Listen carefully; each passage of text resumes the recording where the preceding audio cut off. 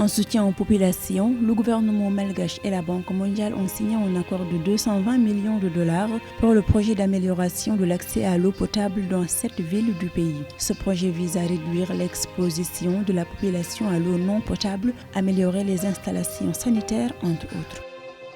Lors de sa sortie sur le marché financier de l'Union économique et monétaire ouest-africaine, le Trésor sénégalais a levé un montant de 51,357 milliards de francs CFA ce vendredi 17 juin. Il s'agit d'une émission d'obligations de relance du Trésor de 3 ans et 5 ans. La société de portefeuille énergétique Gabon Power Company envisage de lever une enveloppe de 50 milliards de francs CFA sur le marché financier régional. Cette opération intervient dans le cadre du développement de ces 4 projets de centrales électriques et de production d'eau et d'assainissement dont le montant s'élève à environ 656 milliards de francs CFA.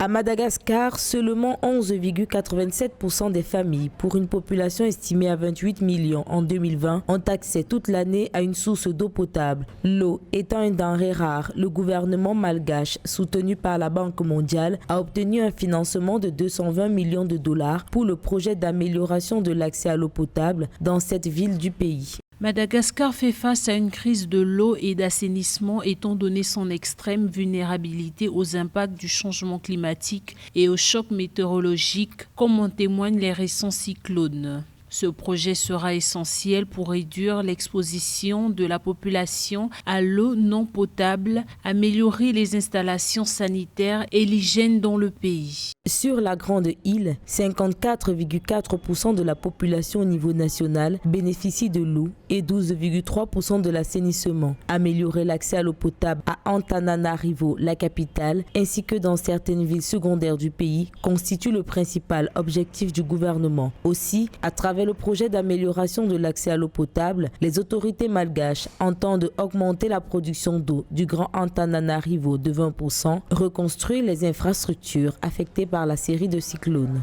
Nous savons que la population dessous du seuil de pauvreté a augmenté, notamment avec ces chocs qui ont eu lieu au niveau de la crise sanitaire qui a immobilisé le pays pendant plusieurs années. On s'interroge sur toute la logistique, les installations techniques et aussi il faut associer à cela une volonté politique.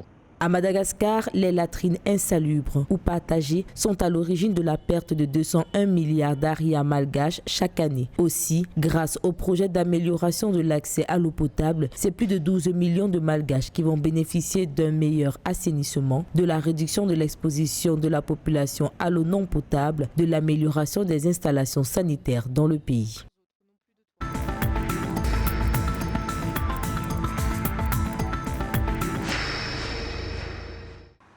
Assortie d'une maturité 3 ans et 5 ans, l'émission d'obligations de relance du Trésor sénégalais porte sur un montant de 51,357 milliards de francs CFA.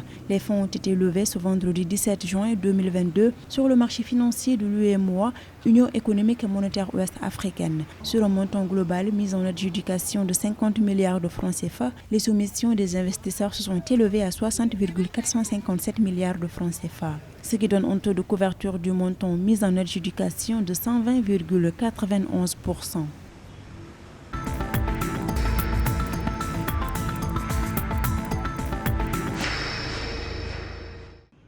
Afin de financer ces 4 projets de centrales électriques et de production d'eau et d'assainissement au Gabon, la société Gabon Power Company, filiale du Fonds gabonais d'investissement stratégique, recherche un montant compris entre 40 et 50 milliards de francs CFA sur le marché de la Communauté économique et monétaire de l'Afrique centrale, CEMAC. D'un coût de financement de 656 milliards de francs CFA, ces projets énergétiques concernent une centrale thermique à gaz, un barrage et 2 centrales hydroélectriques à travers le Gabon.